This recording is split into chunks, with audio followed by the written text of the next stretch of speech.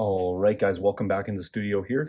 You can see we've made significant progress on the base here while off camera, but I assure you I didn't do any additional techniques or steps past what I already illustrated. So um, for folks at home, specifically that have asked about the tufts, again, just laying in the two tones here.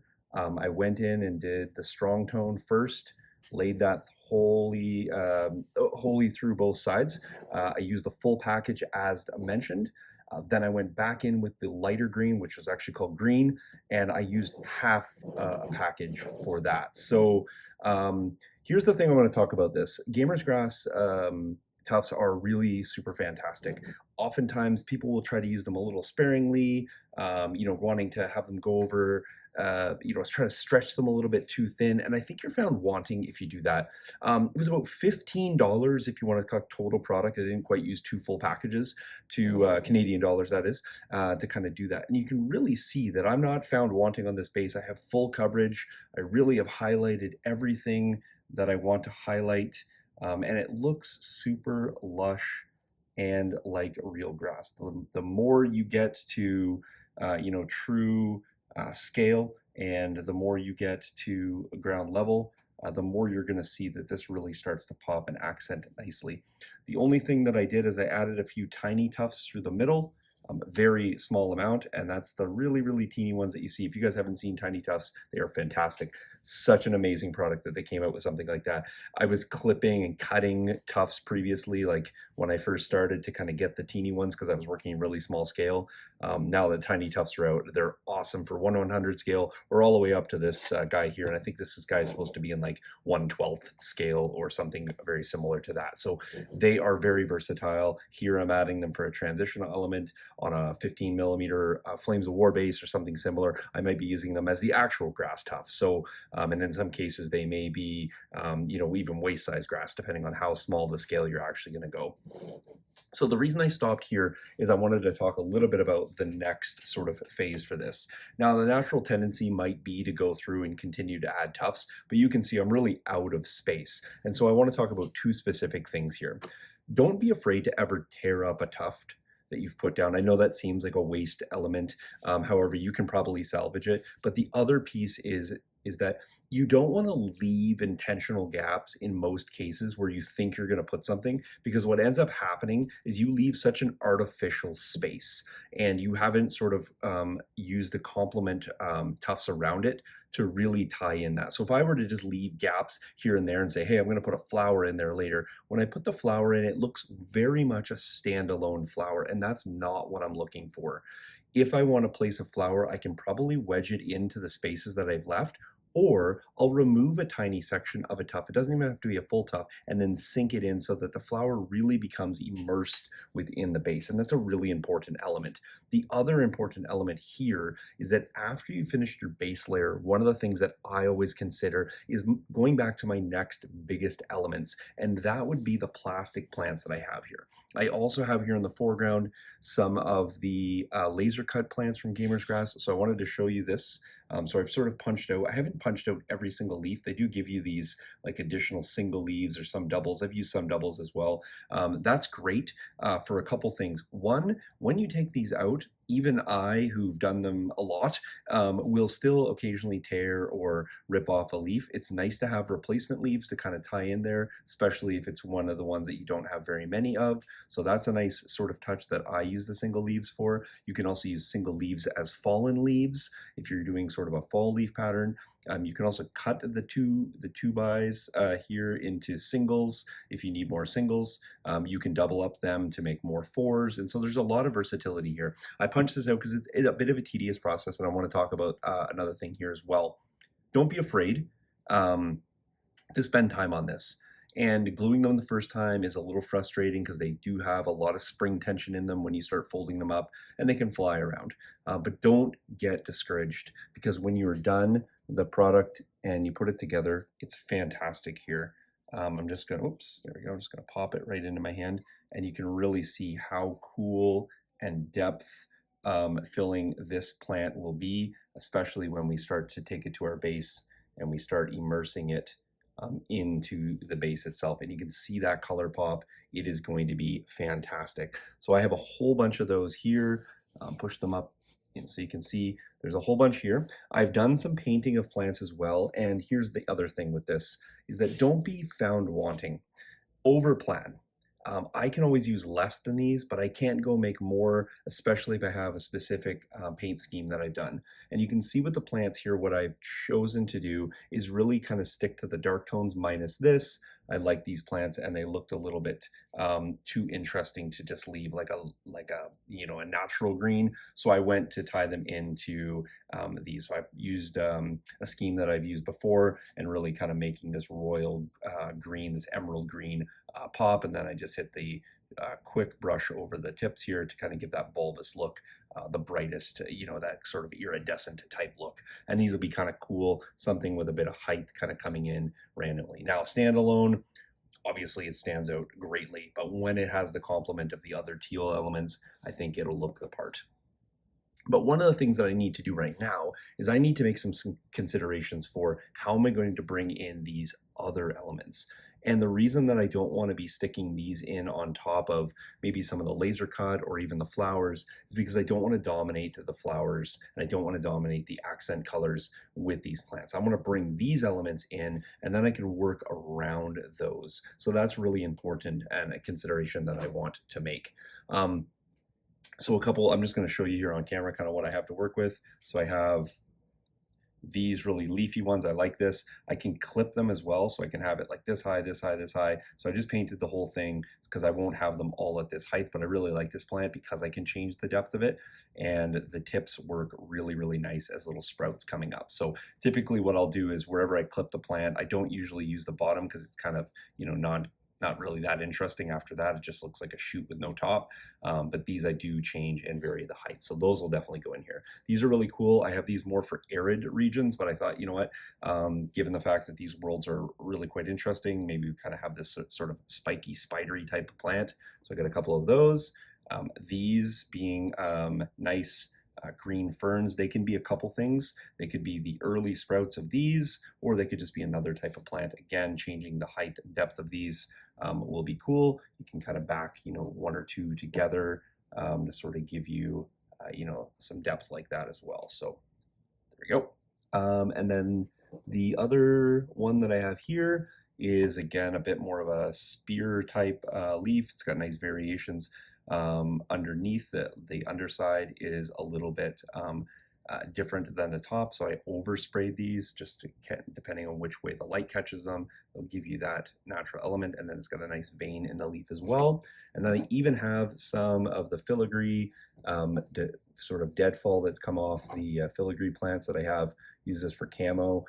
However, the leaves are really, really nice, and a sprinkle over the top in some areas will just give another you know, a suggestion that maybe there's some leaves or big trees overhead and that have kind of fallen down onto the ground. So I'm going to bring all those together in the next piece. I am going to stop the clip, pick it up again here in a second because I'm going to get into quickly walking you through the plants. I'm going to show you how to punch out a couple and then some of the considerations while putting them together, just in case you are new to this product and want to try it out. It is fantastic. If I'm going to recommend anything in the whole video to try out everything. However, if you haven't tried any of the laser cut and there's a wide range, give them a go.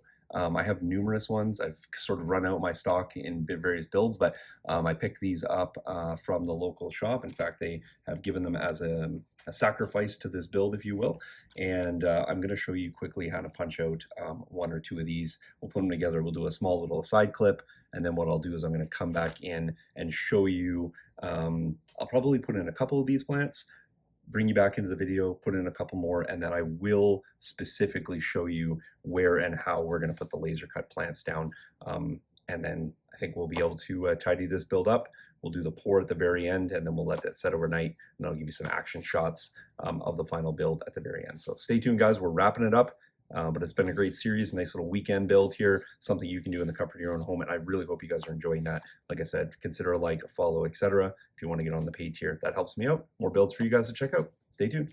All right, guys, we're going to come in and check out the Alien Rosetta and have a look at how to do this. I am zoomed in quite a bit here just so that you guys can get a full sense of what is going on. So there is really cool things on here. So you'll have various types of the same sort of cutouts. You can kind of see it goes from this like purplish red hue right down to this sort of blue slash white hue here. And how you put the plants together is entirely up to you. So typically what I try to do is I try to look for some sort of pattern. So here, I get the 6 leaf here, a 5 leaf, and then I have some 4 leaves in various, in various configurations.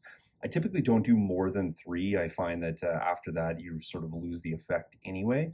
And I do try to stretch them to go as far as possible. So what I might do here, just in the interest, I typically like to try to keep my big ones for big plants and then use the other ones to sort of fill in and accent that.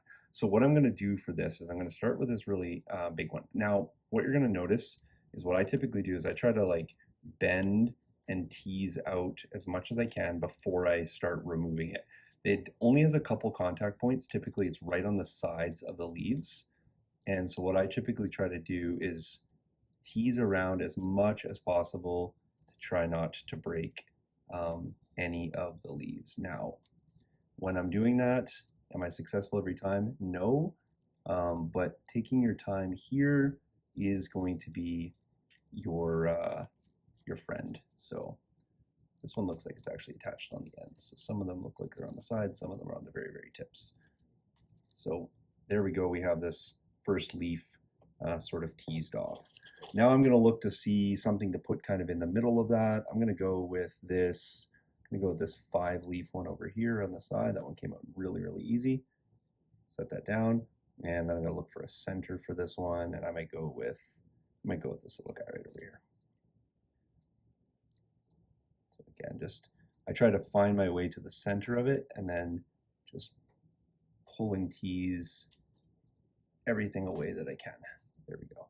Okay, so now we have those on there. Hopefully you guys can see those. We're also going to go and do one of the purple ones too, just to show you a couple. So this one came out super easy. The first one I picked was just the most difficult. So we're going to do that. Then we're going to do this guy here for the center. And then I think we're going to go back to this guy here for the middle. And again, you don't have to do these all in 3. If you wanted to do a 2, I could just do these 2 together. If I wanted to do those 2, I could do that as well. And this one here doesn't have any of the single leaves, so these are all kind of done in more of the floret pattern, so which is perfectly fine. It just gives, again, nice variation. Okay, so now the next part that you're going to want to do, I use super glue to do it. You could use PVA, I guess, if you wanted, but I think super glue is your friend here because it's just going to go a little bit quicker and easier. It's going to hold a bit quicker. So what I'm going to do very first, I probably shouldn't decant my super glue yet, but that's fine. I'm going to take my leaf, if I can pick it up off the surface. And I might just need to get this one's very, very slick. I'm not using a nice edge here. I'm just going to try to tease it up.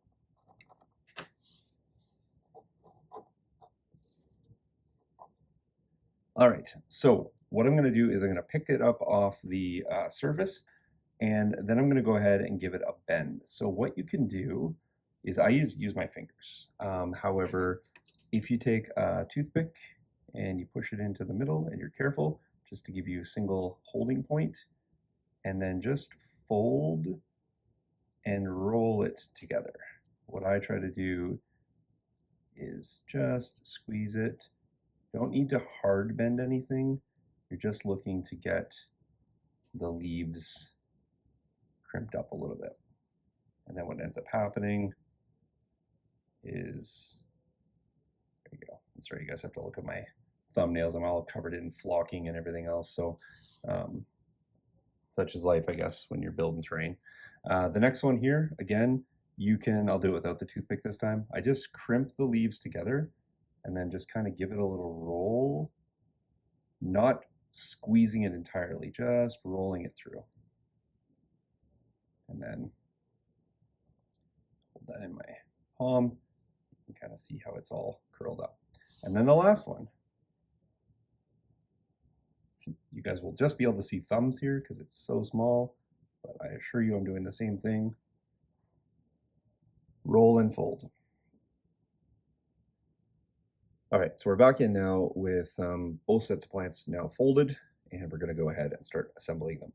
Notice at the bottom here there is a small little flat portion, and that is great for your glue to go in. So what I typically do is take a little dab of glue, put it right there in the bottom, and then I'm going to take my next level of plant and I'm going to go ahead and place it right in the middle. Now, you want to have an offset for your leaves here so that when you fold them together, you have a bit more depth and dimension. I typically then grab a toothpick that doesn't have super glue on it and just give it a little squeeze, a little pinch in there. Remind yourself to set your toothpick that doesn't have glue on it away from your toothpick that does have glue on it. Definitely have grabbed the wrong one before. And sometimes it just gets a little bit tricky. So again, I'm going to take a little bit of glue, dab it right into the center there. Hopefully you can see that. There we go. And then grab my next one. Sometimes if you jam it just into the plant a little bit, you can get enough of an indent where it's going to grab on there. Oh, almost. Try that one more time. And doing that without any glue. And then jam it right. Oh, there's that spring-loaded action that I talked about. Okay. I'm going to show you live time so you can see the frustrations that you might run into. But again, the end result is definitely worth it. There's a lot of spring tension in those leaves. Again, just give it a squeeze together. Doesn't take long to grip. And then what you're going to do is you're going to want to give your plant a little squeeze again in the end. And there you have your rosetta. Put these two side by side. There. And then rinse and repeat this for as many plants as you need.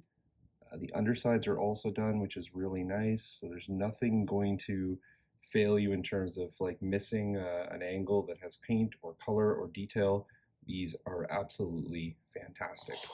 Okay, folks, I'm going to do all the rest off camera so you don't have to be put through that process again. But when we come back, we'll have everything prepped up. I'm going to go ahead and put the big plants on to the base like I talked about, putting them right into the base. And then we'll come back and work with the laser cut plants. Hopefully that is starting to look cool and interesting to you guys. I think it is looking the part, and hopefully the end result will be pleasing and something that will inspire you guys. All right, let's get back to this. Another long step, but we're plugging through. Let's go. All right, guys, welcome back. We are just about ready to, I say we are ready to get about the process of adding our laser cut plants on here. I just want to lift this up to kind of show you what I've done here. I've come in and I've added in the variety of plants that I prepared for the surface, giving it a little bit of a lush look. And now we're just going to go for those complementary colors. Just off camera here, I've sort of just arranged my plants into, you know, little groupings. I like to kind of plan, just like I did with the tufts. I like to sort of plan my distribution, if you will, of the materials. And so I have sort of 5 little clusters with the blue and pink colored plants, and then off camera, just sweeping it in over here, I have all the teal plants, and they're going to be my accents that I'm going to come in and do here in a second. So what I'm going to do on camera is I'm just going to do a couple of the colored plants here and just kind of get them set in and show you kind of that process. And then I'm going to go ahead and finish up the entirety of the base again. It'll be fairly redundant after I show you once as to how this works. For this, I'm going to go ahead and just use the super glue just for the quick adhesion. If I notice any frosting, etc., I can go in and kind of tease that out, but so far it's been not too big of an issue at all. I'm not going to do any drilling or anything like that of these. These are going to grab on. There's enough sort of areas in here for the plants to grab onto. And at this point, I don't know if I'm going to go in and add any flower tufts. I'm going to actually look and see what complement these do. I'm really liking where we're at right now, and I don't know if I'm going to necessarily need to do the grass or the flower tufts, but we'll see how this looks like in here in a second. So I'm going to do some of the colors, and I'm just going to sort of change the distribution here around. Move these over here. I'm going to do more blues over here, and then kind of keep this concentrated to the front, and then do a little bit of this on the back side, and then a little bit more blues here on the outside edge. We're going to kind of go and do that. So first thing I'm going to do is just figure out where I want to make my placements, and hopefully I have that on camera enough. I want to have sort of bigger stuff, not necessarily right at the edge, but you know, dominate, not to dominate the outside edge, but somewhere where I can put a little bit of color variety. And I think what I'm going to do here is I am going to probably sink this purple one in right there by the foot. I think that's going to be a great spot for it. So for this, I'm going to use a toothpick. I'm going to go ahead and actually apply it to the rear of the flower.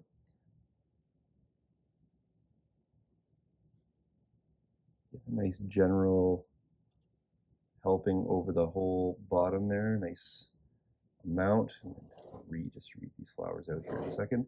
And then just to show you kind of thing, I'm just going to come in and get it right next to the plant. Now for these, what I like to do is I like to find something to kind of tuck it up underneath a little bit so that it helps it hold it down in place. And for that, I'm going to use these two surrounding plants to kind of help me with that. I'm just going to try to force it to the bottom here without bending it up too much. It's not wanting to sit just down in there. I might just need to have a touch more glue on. I might not have done enough. Let's see if we can force it down in. The toothpick might actually not be strong enough to get it by that one neighboring plant. So I might need to just use the tweezers, push that down in. That looks good. Now the next thing that I want to do with this is I want to make sure that the plant itself, and for here I'm just going to use a knife. You want to be careful with this, but I want to tease back up those leaves. Now that I got a really nice secure of this, I want to not knock the center of the plant out, which I just did there. So I need to grab, and I'm just showing you guys some of the things that you might run into, because when you go and put a lot of pressure on that center, again, you're going to really flex those plants, and when you're doing that, you might have some of your previously adhered portions come loose, which is perfectly fine. We can just readhere it the same exact way. So I'm just going to go ahead and press that back down in there, and while doing that, going back to what I was previously doing with just bending up the center so that we get a really nice plant growing down through there. Now this one's not adhered yet. So now what we're going to do is we're going to come in and find a complement for that. So I like where that purple landed. It's nice. I was going to go to the outside edge here, but I actually think I'm going to come in here and go right in behind that guy. It's going to be a little difficult because it's going to really want to spring back, but that's okay. Again, just off camera. Toothpicks are really wanting to stick to everything here. Generous helping on the back. I'm going to go find a place to sink this down in, forcing it by all the neighboring plants and leaves, and find a home for it right down in next to, oh, just got to force it right to the bottom. Bend this one up, and then tease the leaves back out. So there you can kind of see that really starting to pop in there. And then the next one, what I'm going to do is I'm going to come out here and I'm going to go right by the trail. This is a nice one. And we're just going to find a home for this guy to sit. Not quite sure I want to have it right next to the trail. I might have it right by the toe, actually. I think there will be a little bit nicer. So find my super glue. Nice generous helping on the bottom. Find a spot where I can go and sink that right into the surrounding. I'm using the knife. I should have bent this right out this here.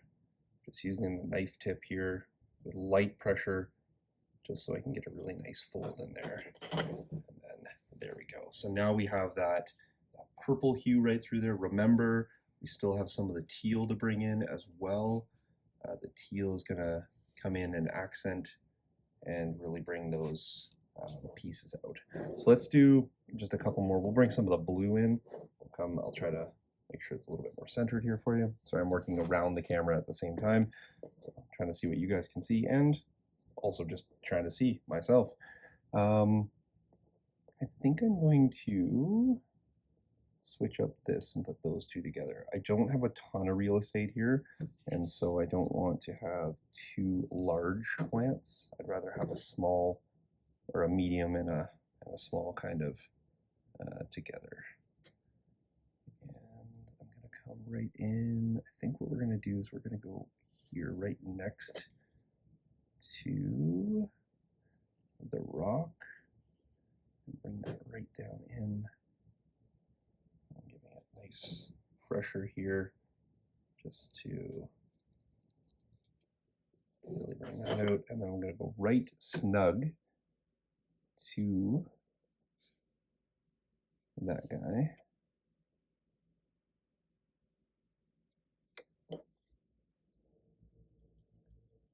Right snug in, kind of living in its shadow and popping out right next to him. So there you have it. That's what we got going on right now. And hopefully that is showing up both nice on camera and is looking appealing. So it's rinse and repeat time, guys. We're going to go ahead and find where our distribution is going to look nice, you know, right around the pond here, maybe a couple on the back side. We'll bring some purple hues kind of into this area, and then we're going to go back with the teal before we finish it up. So I will bring it all back when we're done, and then we'll have some final nice shots at the end. So stay tuned. All right, guys, there you have it. We are all finished with adding the plants. I have the puddle material poured in. It was just the AK interactive puddles for dioramas. Just again, straight out of the bottle, no mixing, no complicated steps for you guys, easy to follow. I do not have a lot left to say about the project other than it was super fun and hopefully it was enjoyable for you guys. That is kind of what they'll looks like in the 360. We got our rock element tied in. We have our plants that we painted. We have our laser cut plants. We have our grass tufts, both tiny and regular. We have our puddle effect in there. And we have a finished base for an otherwise very cool model. But now I think it looks a little bit, you know, more the part. It's got a little bit of a story to tell. And certainly in the build process, we told a little story as well. So hopefully you guys enjoyed that. I'll get some final shots up probably in another video. I think you guys got enough here in this one, but hopefully everyone had a fun time with it. It's a fun weekend build, and hopefully you guys will stay tuned to the channel, find out some more cool stuff and interesting things. I'm working on some how-tos, etc., for a couple other building ranges as well. So look for that content coming in the near future, and hopefully I'll see you guys over at the Patreon as well, where we can share ideas and you know, just say hello in the comments. All right, guys, thanks for watching. Cheers.